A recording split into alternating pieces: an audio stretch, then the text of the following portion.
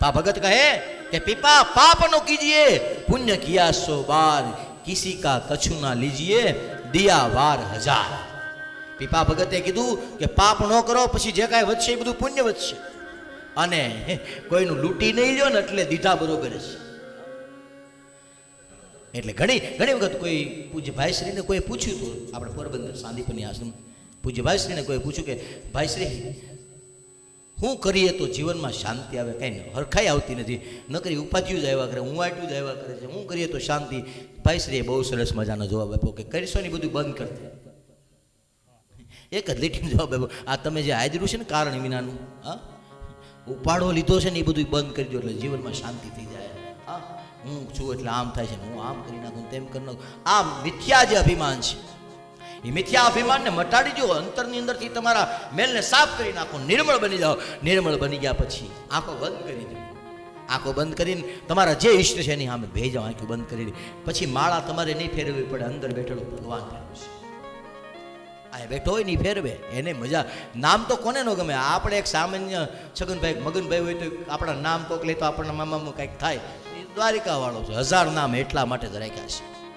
મથુરામાં મોહન તો ગોકુળ ગોવાળિયો, મથુરા ગોકુળ ગોવાળિયો, દ્વારિકાનો રાજા રણ છોડ, ત્યાં નામે લખવી કંકોત્રી। દ્વારિકાનો રાજા રણ છોડ, ત્યાં નામે લખવી કંકોત્રી। હરિ તારા છે 1000 નામ, क्या लावे लखवी कंकोत्री। हरि तारा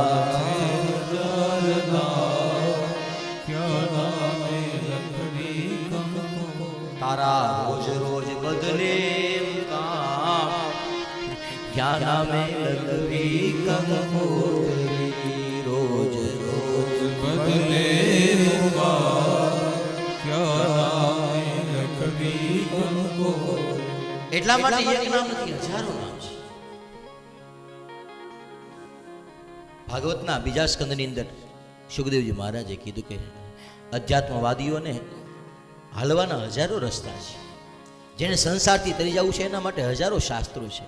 જેને કાનને પવિત્ર કરવા છે એના માટે 1000 કથાઓ છે। જેને આંખને પવિત્ર કરવી છે એના માટે 1000 સ્વરૂપો છે। જેને હાથને પવિત્ર કરવા છે એના માટે દેવાનું ઘણું છે। જેને પગને પવિત્ર કરવા છે એના માટે કેટલાય કિલોમીટરોની યાત્રાઓ છે। પણ માયાની અંદર, મોહની અંદર, સ્ત્રી પુત્ર પુરુષની અંદર પડેલો જીવ એ ક્યારેય છૂટો થઈ શકતો નથી।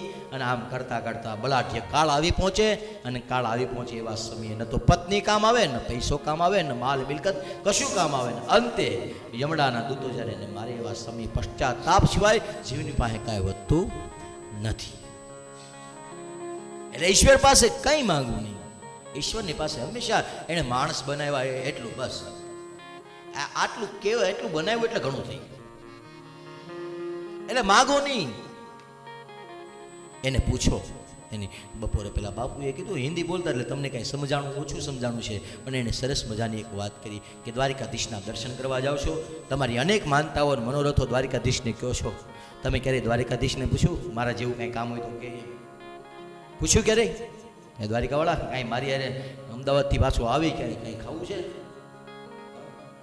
તો લેતો આવું, વાઘા લેતો આવું, હાર લેતો આવું, હા, અમદાવાદની ફલાણી વસ્તુ। એક બેન દીકરી કે વહુને તેડવા જઈએ તો એ આપણા શહેરની ફેવરિટ આઈટમ હોય, સરસ મજાનું જે મળતું હોય એ આપણે ભૂલ્યા વિના ઠેલામાં પડી જતું હોય। તો આવી ખબર આપણે આપણા ઈશ્વરની રાખી ક્યારેય? આપણા ભગવાનને આપણે આવી રીતના તો ક્યારેય, ભલે અહીંયા ન આવો તો કાંઈ નહીં, પણ ઘરે બેઠેલી મૂર્તિ, ઘનશ્યામ મહારાજની મૂર્તિ, ભગવાને કીધું એ મૂર્તિમાં અમારામાં કાંઈ ભેદ જ નહીં ગણતા। હા, એ ભેદ ગણો તો પછી તમારું ભજન નકામું। તો એ મહારાજની મૂર્તિને આ કરાવે ને, બહુ લાડ કરાવે। ઘણા ઓલા ઘનશ્યામ મહારાજની મૂર્તિને સુંદર મજાના વાઘા પહેરાવે, એ પહેરાવ્યા જેવા વિધ પહેરાવે, પણ ઘણા સાન્તાક્લોઝ ના પહેરાવે। એલા ઘનશ્યામ મહારાજ છે, સાન્તાક્લોઝ ક્યાં બનાવી શકો એને? હા, જગતના ચોકીદારને તમે પોલીસવાળાના કપડાં પહેરાવીને નોકરીએ બાંધવા નહીં, એને તો મહારાજા છે। ઘનશ્યામ મહારાજ કી જય, ગોપીનાથજી મહારાજની જય। એ મહારાજ છે અને મહારાજા જેવા કપડાં પહેરાવો, ચોકીદાર જેવા નહીં। એને રાજી કરવા માટે આ બધું થઈ શકે. એ બાપુનું કહેવાનું એ છે કે અહીંયા ઠેઠ આવ્યા છો તો દ્વારકાધીશને કહેજો, અહીં જોઈએ છીએ કંઈ માગે, અને માગે છે ને ભગવાન. આપણા હરિભક્તોની વાર્તાઓ સાંભળી છે ને વાર્તાઓ કરી છે, કેટલી જગ્યાએ ભગવાને કેટલું માગ્યું. એ લઈને તોડી આપણે ચેષ્ટાનું ઓરડાને પગની અંદર આવે ને, માળાઓ લઈને મણકા તોડી નાખીને આવું બધું આવે ને ભગવાન. હશે દા પાસે તૂટી જાય, દાંત કાઢીને આ બધું શું કરે છે? આ લાડ કરે છે. નહીં તો એક સામાન્ય એક મોટો, હું દાખલા તરીકે થોડુંક આપણે આમ જનરલ વાત છે, હું કાંઈ બીજું કંઈ નથી કહેતો. કથાકાર તરીકે હોય ને તો એમ ગાડીમાંથી ઉતરીએ તો વ્યવસ્થિત ઉતરવાનું, ગાડીમાં બેસીએ તો વ્યવસ્થિત બેસવાનું, રોડમાંથી કોક મળે તો આમાં વાળવાની જશે. નકર આપણે એટલા બધા સીધા, એટલે હું તો શું જ નકર ઘણા આપણે એટલે હોય નહીં જરીકે. હા, પણ આમાં અને એવા આમ સાયલેન્ટ મોડની અંદર મારું શું કરવા કહું? વરાજાનું ન કહું. હા, વરાજો એટલું બધું શાંતિથી ક્યાંય ન બેહો ને, તો માંડવામાં બેઠો કેવો શાંતિથી બેઠો, નો આમ જોવે, આમ જોવે, નો હામું જોવાય. હા, હામે જોવે પણ હામું ન જોવાય. કેટલું બધું જાણતા. એક સામાન્ય એક હોદ્દો કે પ્રતિષ્ઠા મળી ગયા પછી આપણા જીવનની શૈલીમાં ફેરાવી જતું.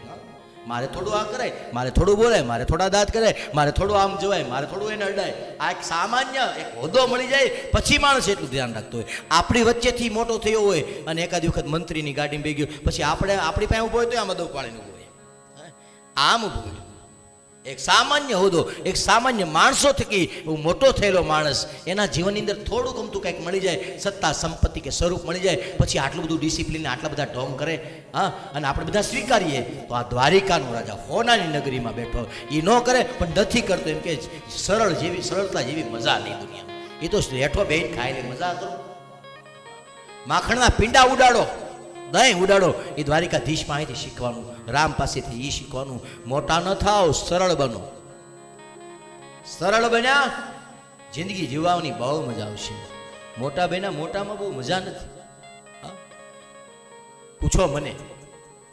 હા, ક્રિકેટ રમતા હિરેન દાદા તો બેટ દડે રમતા. પેલા ભાઈ એ રમી રમીને તો મોટો થયો, બેટ દડે હજી આમ મજા લે. બેટ દડો કઈ ખરાબ વસ્તુ છે? દાદા નો રમે, મહારાજ રમે, દાદા નો રમે. રમતા હોય વાતું નહીં કરતો, નથી રમતો પણ રમવું જોઈએ. હા, કોકના જાનમાં ગયા હોય ને, હું તો મને તો આવડતો જ નથી એટલે ઉપાધિ જ નથી, પણ જાનમાં ડિસ્કો કરતા કથાકાર છે ઓલા, ડિસ્કો કરે ને ભાઈ, ન કરાય બિચારાને, એને કેદી કરવા. તાળી પાડે શ્રીવનમાળી મુનિ સાથે, તાળી પાડી ભગવાને એમાં કઈ મોટું થઈ જવાય. એટલા માટે હું હંમેશા કહું, નાનો જે નાના રહેશે ને એને બહુ મજા આવે છે. હા, કેવી મજા હતી. આપણે ભણવા જતા કાંઈ ઉપાધિ હતી? દર્શન 5 વર્ષના 7 વર્ષના હતા, કાંઈ ઉપાધિ ને. આ પપ્પાને કહીએ, લાવો પપ્પા 10 રૂપિયા આપો તો પેન્સિલ લેવી છે, 20 રૂપિયા આપો તો આમ કરવું છે, તેમ કરવું છે ને, એમ કરીને કાંઈ ઉપાધિ ને આવીને દફતરનો ઘા કર્યો ના તેને. હવે તો થેલો હરખો મૂકવું પડે, લેપટોપ હરખું મૂકવું પડે, હિસાબ મેળવવા પડે. પેલા નાના હોય ગમે એટલા તોફાન કરીએ, ગમે એમ કરીએ. સાહેબો પહેલાં નથી એક કહેવત છે, બોલે જોક્સ કહી ગયો, 5-7 જણા એક ભાઈ ટીંગાડીને લઈ જતા હતા. એટલે ઓલા કે પહેલા ભાઈ રહેવા જો નહીં, કે કેમ રહેવા જો, આને હું રહેવા દઈએ કે આને લઈ જવું પડે. પણ છોકરાને નિશાળે ન જવું હોય તો ન લઈ જાવ.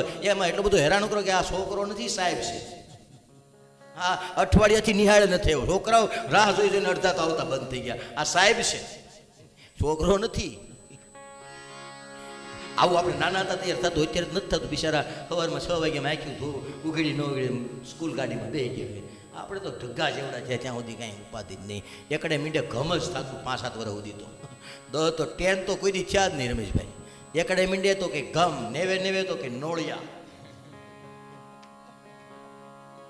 નહીં તોફાન કાંઈ બીજું કાંઈ હોય જ નહીં. વતણું, હે એ વતણું. ચેકલબર ક્યાં હતું? ચેકલબર હતું લૂછવા માટે. કેમ લૂછતા એ તમને ખબર જ છે. હા, અને એમ લૂછ્યું ને એ જ બધા આગળ આવી ગયા. ઓલા ચેકલબરની વાટે રહ્યા ને એને તો બીજું પરીક્ષાનો ટાઈમ પૂરો થઈ ગયો. જેણે એમ ઢવડી નાખ્યું ને આડાવડું ગમે ત્યાં, એ આગળ રહ્યા. એ ક્યાંના ક્યાંય પૂગી ગયા. બાકી ઓલા તો નહીં જ જરા ચેક લબર લાવો તો ચેક લબર વાળાને મેળ નથી આવ્યો હજી. કાંઈ ઓલું થાય પતંગ એ કેવા પતંગ હે ઘઉંની લઈ કરવાની, કાગળિયા ગુંત્યાવાની, એનો પતંગ બનાવવાનો, દોરીઓ લૂંટવાની, એનો દડો બનાવવાનો, કાની બાંધવાની. એક ખિસ્સામાં માંડવી હોય, એક ખિસ્સામાં ગોળ હોય, અને હારે માખ્યુંનું ટોળું હોય. જ્યાં જાય ત્યાં માખ્યું આમ થાય. આપણને એમ થાય કે માખ્યું ક્યાંથી આવતી છે, પણ ઓલો ગોળ હાથ બહાર ન કાઢે. માખ્યું વાળ જોતી હોય કે હાથ બહાર કાઢે ને તો મજા કરી લઈએ, પણ ઓલો હાથ બહાર કાઢે નહીં. વાગે તો દવા નહીં. બાળ મંદિરમાં ઓલી વાદળી કલરની બોટલ આવતી ખબર, હા જાંબલી કલરની બોટલ આવે. અહીંયા વાગ્યું હોય તો અહીંયા રગેડો ઉતર્યો હોય, વળતેથી માને ભૂલાઈ જાય ને ક્યાં વાગ્યું છે. અહીંયા વાગ્યું હોય તો અહીંયા ઓલું લગાડ્યું ને રગેડો આમ ઉતરે સીધે રગેડો. આ શબ્દો છે એ દુનિયામાં કોઈ પાસે નથી. રગેડો સ્વામી છે કોઈ પાસે દુનિયામાં કોઈ પાસે? આ અમુક અમુક શબ્દો તો અંગ્રેજો ગોતે છે કે આ બધું આવ્યું ક્યાંથી. અને એટલા માટે હરિભાઈ કોઠારી કે 150 નહીં દૂધ નહીં તો પાણી દે, અને 150 કામ અને કાણું દે, કાં તો ધગધગતી તલવાર દે, અને કા ગુજરાતી વાણી દે. એક ગાંડ કટકા તેણી શીખવું હોય તો ગુજરાતી પણ એક ગા કટકા તેણ એ શીખવું હોય તો ગુજરાતી પણ. એટલે ભૂલાતી નથી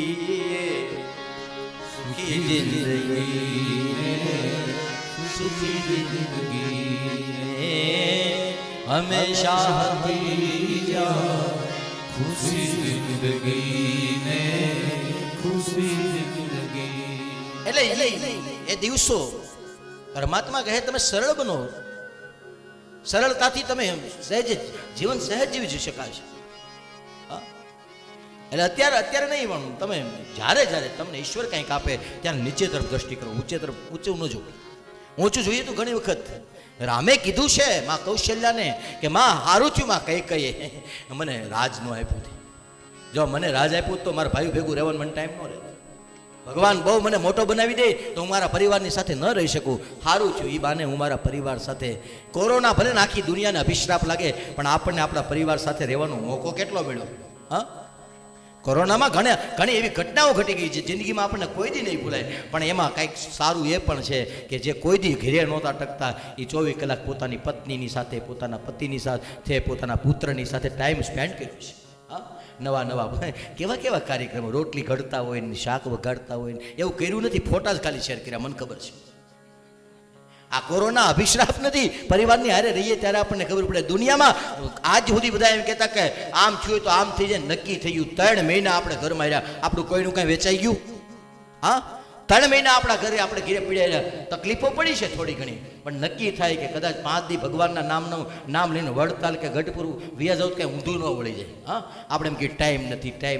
ટાઈમ જ છે કાઢવો એના માટે 365 દી નવરા છે. અને જેને નથી ને આમ તો કંઈ કામ નથી, પણ હવે ત્યાં ઠેઠ દ્વારિકા હોય એ પછી અહીંયા આવશે ત્યાં લખાઈ દઈશું, એ વાંધો નહીં. હા, આવું થાય. એનો અર્થ એ થાય કે ભાગ્ય વિના ભજન. રામ રેડ્યા નથી. રામ પોતાના પાત્રને ગોતવા માટે નીકળેલા, આ બધાની ઉપર કરુણા કરવા માટે નીકળ્યા છે. આગળ ગયા હનુમાનજી મળ્યા છે. હનુમાનજીની સાથે ભેટો થયો. હનુમાનજીને બધ ભરી છે. રઘુપતિ કી નહીં बहुत बड़ाई तुम मम प्रिय भरत सहाय.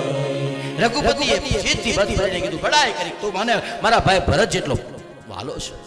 હનુમાનજીને સાથે લઈ ગયેલા રામ વાલીનો વધ કરે. અંગદની સાથે ભેટો થયો, સુગ્રીવની સાથે સંધિ થઈ. હનુમાનજી, રામ, લક્ષ્મણ, વાલી, અંગદ, નલ, નીલ, જાંબુવાન અને આ કોઈ સેવરાણ ખબર પડી ગઈ છે લંકાની અંદર રાવણ સીતાજીને લઈ ગયા છે. બધાએ નક્કી કર્યું સીતાજીની ભાળ લેવા જાય કોણ. બધાએ ભેળા થઈને નક્કી કર્યું પણ કોઈનાથી ઠેકાય એવું હતું નહીં. અને એવા સમયે હનુમાનજીને જાંબુવાને કીધું જામવન કે બચન સુહાય. સુની હનુમંત રામને સંદેશો લઈને હનુમાનજીને જાંબુવાને કીધું આ કામ તમારી સિવાય કોઈથી નહીં થાય. હનુમાનજી કે પણ અવડો મોટો દરિયો કેમ ઠેકવો? આ તો દરિયો છે. હનુમાનજીને કે તમે નાના હતા ને ત્યારે એક વખત જુગ સહસ્ત્રયો જન પર ભાવ લીયો તારી મધુર હનુમાનજીને કીધું કે હનુમાનજી બજરંગી તું ના તમે નાના હતા એ સમયે એક વખત સૂર્યને તમે સફરજન મધુર ફળ જાણી અને ખાઈ ગયા હતા. સહસ્ત્ર યોજન 1000 યોજન સૂર્ય આગો છે એને તમે ગળી ગયા હતા. આદર્યો તો એટલું બધું નથી. કેમ લાગે છે હનુમાનજી સૂર્યને ગળી ગયા છે? Yes no? દાદા તમે કહી દો, પૂછો નહીં. તો હનુમાન દાદાને ખબર નહીં પડી હોય, સૂર્ય લાલ હોય તો સમજાય, પણ સફરજનમાં લાલ દડામ લાલ તો દાડેમ હોય તો આપણે આંખ તરત કહી દે ને આ સફરજન નથી, એમ કે નહીં? મરચું લાલ હોય, કોઈ દી ન ખાધું આમનું. ટમેટું લાલ હોય, દરેકનો સ્વાદ અલગ. તો આ મારીને તમારી આંખને ખબર પડે છે આ ટમેટું છે, આ સફરજન છે, આ ફળ છે, આ શાક છે, એટલી ભાન તો મને ને તમને છે. તો હનુમાનજી કોણ છે? હનુમાન ચાલીસાની પહેલી ચોપાઈ, જય હનુમાન જ્ઞાન ગુણ જય હનુમાન જ્ઞાન ગુણ સાગર જય